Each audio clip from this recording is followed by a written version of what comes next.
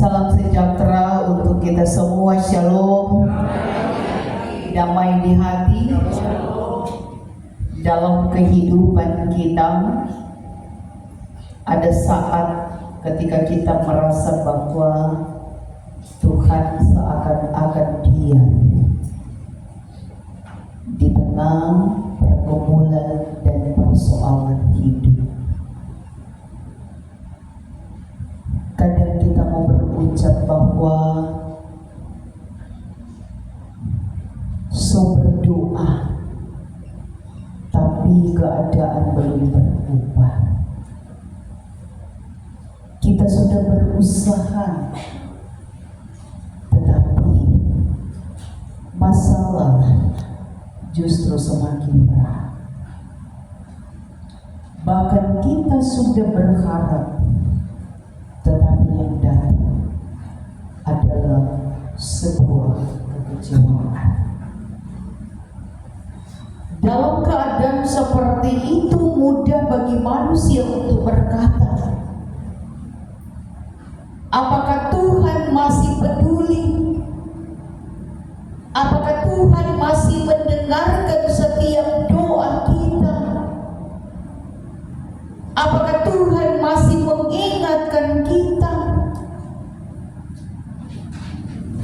Dari sebuah pertanyaan ini justru mengingatkan kepada kita sebuah pengalaman iman yang dilewati oleh umat Israel. Mereka telah lama berada di tanah perbudakan di Mesir. Musa sudah datang membawa pesan Tuhan bahwa mereka akan dibebaskan dari perbudakan. Tetapi keadaan Israel justru semakin buruk. Firaun semakin menekan mereka. Karena itu umat Israel menjadi kecewa dan Musa pun datang kepada Tuhan dengan membawa pergumulan yang berat. Di tengah keadaan itu, Tuhan menyatakan sesuatu yang sangat penting, bahwa Allah tidak pernah lupa pada umatnya dan Allah tetap setia pada janjinya. Dalam kitab Keluaran ini menceritakan dengan jelas bagaimana Allah membebaskan Israel dari tanah perbudakan untuk membawa mereka menuju ke tanah yang dijanjikan berlimpah susu dan madu atau Kanaan. Keluaran 6 ayat 1 sampai 12 merupakan sebuah penegasan Tuhan Allah kepada Musa untuk membawa keluar umat Israel. Tuhan Allah kembali memperkenalkan dirinya kepada Musa dengan berkata bahwa Akulah Tuhan Allahmu. Tuhan Allah yang sama yang telah menampakkan kepada para leluhur Abraham, Ishak dan Yakub bahwa Dia akan berjanji untuk memberikan tanah Kanaan kepada umat Israel.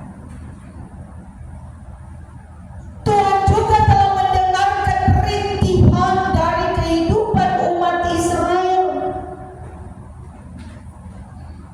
Dalam bahasa Ibrani, na'agat atau erangan artinya sebuah rintihan. Itu erangan artinya rintihan. Umat mengalami penindasan dan perbudakan di tanah Mesir. Karena itu Tuhan Allah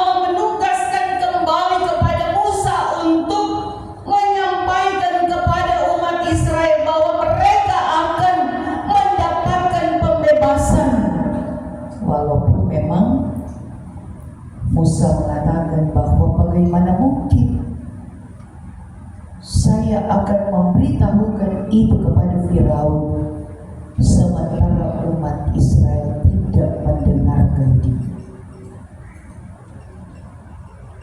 Tetapi Allah tetap terus menegaskan kepada Musa, hendaklah menjumpai Firaun dan menyampaikan supaya Firaun harus membiarkan umat Israel keluar dari negerinya. Dan ketika Musa menyampaikan itu, keluh kesahnya kepada Tuhan Allah bahwa apa yang ia sampaikan pasti tidak akan didengar. Tetapi Firaun dapat menyatakan itu. Musa katakan, sebab saya tidak fasih berbicara, bibir yang tidak terampil untuk berbicara dalam mempercayakan kepada Firaun tentang janji Allah, perintah Allah bagi kehidupan umat Israel. Tetapi hal yang sama juga sudah dikatakan oleh Musa kepada Tuhan Allah, bahwa dia berat mulut dan berat lidah. Tapi sesungguhnya ketika Tuhan mengutus dia untuk menyampaikan firman-Nya kepada Firaun untuk membawa keluar dari tanah Mesir, bahwa Tuhan akan memberi janjinya kepadanya untuk memberikan dia dapat menyampaikan dengan lidahnya dan mengajarkan apa yang harus dikatakan. Maka firman Tuhan kepada Firaun untuk membawa umat Israel keluar dari tanah Mesir dan akhirnya disampaikan oleh Musa dan semua terlaksana sebagaimana yang dikatakan oleh Tuhan. Karena itu dalam bagian bacaan ini kita dihentar untuk memahami arti dari sebuah kebebasan. Kebebasan dan kemerdekaan selalu menjadi bagian kerinduan siapapun kita manusia. Apalagi ketika kita berhadapan dengan berbagai bentuk tekanan, dengan berbagai bentuk penindasan dan persoalan pergumulan dalam hidup. Namun ketika kita terus tetap meyakini bahwa Dialah Allah sumber kekuatan kehidupan yang telah menjanjikan bagi kehidupan umat Israel untuk memiliki sebuah kebebasan, maka Dia juga Allah yang hidup, yang tetap terus menyertai kehidupan, membebaskan kita dari setiap kemelut beban hidup kita. Yang penting orang tetap terus setia dan percaya kepada Tuhan. Karya penyelamatan Tuhan Allah tetap terus berlangsung dan berpuncak pada kedatangan Tuhan yang kedua kali. Karena itu melalui peristiwa kematian dan kebangkitan Yesus yang memberikan janji yang pasti bagi kita, senantiasa akan terus membawa kita pada sebuah komitmen kehidupan sebagai orang yang sudah diselamatkan, orang yang sudah ditebus, orang yang telah dibebaskan dari setiap kemelut dosa kehidupan ini. Maka kita tetap terus hidup dan percaya kepada Dia sebagai Tuhan dan Allah kita. Dan karena itu, di tengah situasi kehidupan bangsa dan negara kita terpanggil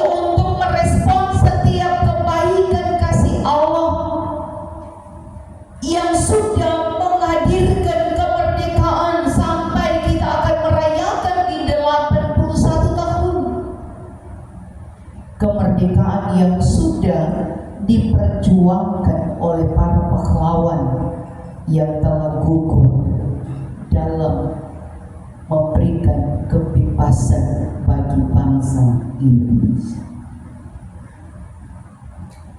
Apa yang perlu kita dapati dan renungkan di balik semuanya itu adalah sebuah dampak yang akan tetap terus terinteraksi dengan satu sama lain dalam hubungan kasih kita untuk dapat melepaskan setiap belenggu-belenggu yang terus mengikat kita dari perbudakan yang menyakitkan dalam sebuah tekanan kehidupan yang silih berganti kita alami. Tetapi hendaklah kita untuk dapat membangun keutuhan dalam memberi kelepasan dan kebebasan dalam sebuah kemerdekaan kehidupan yang Tuhan anugerahkan untuk menjadikan orang lain juga adalah bagian yang boleh menikmati kemerdekaan yang sesungguhnya, sehingga kita tidak sekedar disebut sebagai orang-orang yang percaya, tetapi kita akan dapat memaknai bahwa setiap kepercayaan kita kepada Allah yang telah menyelamatkan akan membawa kita, mendorong kita untuk lebih baik lagi, menjadikan hidup kita berarti dalam komitmen bersama dengan orang-orang di sekitar kita. Karena itu selalu saya katakan, mulailah dari kelompok kecil keluarga kita. Kalau orang bisa membebaskan, memberikan kemerdekaan dalam sebuah tatanan situasi kondisi kehidupan kita, antara suami istri tidak ada lagi dalam penekanan, tidak ada lagi sebuah intimidasi dalam kehidupan ini, tetapi yang ada adalah tebaran kasih yang dapat kita taruh dalam bingkai kehidupan kita sebagai orang percaya yang tetap terus mengimani bahwa Dia Yesus yang telah memberi kebebasan dan kemerdekaan dalam memulihkan keadaan kehidupan kita dari belenggu dosa akan mampu mengantar kita pada sebuah tatanan perubahan karakter kehidupan kita. Mengukur dari usia negara kita merdeka 81 tahun berarti so ada di lansia, kan? Kalau ukuran umur kelahiran berarti so ada di lansia.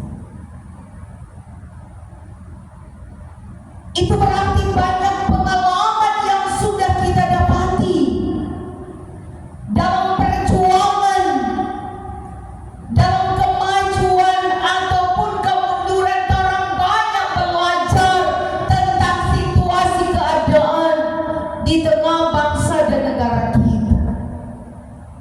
Tapi persoalan, apakah kita sudah bisa menjadi orang yang merdeka? Apakah kita sudah bisa membawa kehidupan orang lain untuk boleh ada dalam pembebasan? Sudahkah kita menjadi orang-orang yang mampu memberi pembebasan dalam sebuah tekanan kehidupan di tengah kebersamaan dalam persekutuan, baik di tengah keluarga, jemaat dan masyarakat, bahkan pun di tengah lingkungan di mana kita bekerja dan mengupayakan dalam usaha kita. Karena itu, hendaklah kita mampu untuk menjadikan hidup kita mengingat perjanjiannya yang kita harapkan dalam kehidupan, bahwa Allah tetap terus memberi yang terbaik ketika kita tetap terus menanti janjinya dalam setiap pengakuan dan doa kita kepada Tuhan. Karena itu jangan pernah berhenti untuk berharap kepada Tuhan. diri untuk meminta pertolongan Tuhan, sehingga amanat kemerdekaan dan kebebasan yang sudah Tuhan kerjakan bagi umat Israel akan menjadi amanat dalam kehidupan kita semua. Sebagai satu persekutuan jemaat demi Maranatha Karame, tapi juga dalam kehidupan persekutuan di Kolom, bahkan di Komisi Bintang, dalam mempersiapkan diri untuk kembali kita menata dalam pelayanan ini. Tinggal 2 bulan kan? Pelaksanaan pemilihan calon pelayan khusus akan dipersiapkan. Mari kita memberikan kebebasan hak kita untuk menyatakan dalam kemuliaan Tuhan. Karena orang meraju, orang yang nak mendukung program gereja kita. Karena orang ada marah papena tua dan diaken, marah pak pendeta, biar periode ini nyandak mewakili. Pelayanan itu Tuhan punya, bukan pendeta, bukan pena tua dan diaken. Ketika kita tidak melaksanakan dan menopang apa yang sudah menjadi tanggung jawab dalam program pelayanan gereja, itu berarti kita masih belum ada dalam kedewasaan, dalam menikmati kemerdekaan, kebebasan, hak yang Tuhan telah beri bagi kita. Apa artinya? Pada akhirnya yang ada pada kita adalah sebuah pemberontakan. Oh, kita kok nyandak pilih dari mulai katekisasi kok kita tak ada. Tetapi mari kita belajar dari sebuah pengalaman yang dialami oleh umat Israel, yang mereka harapkan ketika Musa datang untuk menyampaikan janji Allah, tetapi toh akhirnya mereka semakin ditekan, semakin dilaksanakan pekerjaan yang sungguh sangat berat dalam kehidupan umat Israel lewat Raja Firaun. Sehingga ketika pun Allah menyampaikan kembali untuk umat Israel, Musa pun dengan hati yang tidak menentu dia katakan, Tuhan, bagaimana mungkin dia bilang, kan kalau mau kasih bahasa Manado, bagaimana mungkin kita mau bilang Pak Firaun, sedangkan orang Israel saja tidak dengar apa yang kita bilang sesuai dengan firman. Apalagi Musa bilang, kita bodoh bicara, kita tidak fasih bicara. Tetapi Allah tetap terus memberi kekuatan dalam sebuah komitmen bahwa hendaklah dikatakan bahwa akulah Tuhan Allahmu, mengingatkan bahwa Dia yang berkuasa, Dia yang memiliki otoritas dalam kehidupan umat, dan Dia akan bekerja untuk menyatakan semuanya itu, dan waktunya Tuhan memberikan kelepasan dan pembebasan bagi umat Israel. Karena itu orang semua diberikan kesempatan Tuhan untuk menyaksikan kebaikan Allah, mengingat semua apa yang telah Tuhan janjikan bagi kita. Nantikan itu dengan setia dan taat tekun kepada Tuhan. Jangan orang cuma mau bilang, Tuhan mana tuh Tuhan dan janji. Orang cuma mau menuntut untuk orang pihak untuk Tuhan, toh cuma mau beribadah, cuma mau memuliakan Tuhan, toh orang ada dalam kebersamaan, susah untuk orang begitu. Cuma karena iri, dengki, dendam, dan amarah. Karena itu orang yang merasa telah dimerdekakan oleh Tuhan lewat kematian dan kita memerdekakan itu dalam setiap hati dan pikiran kita, dalam ketulusan kita kepada Tuhan, bahwa dimanapun dalam situasi apapun kita tetap terus tampil dalam kedewasaan iman untuk tetap terus memberi kelepasan dari setiap apa yang kita alami dalam hidup ini. Maka Tuhan Yesus menolong dan memberkati kita. Amin.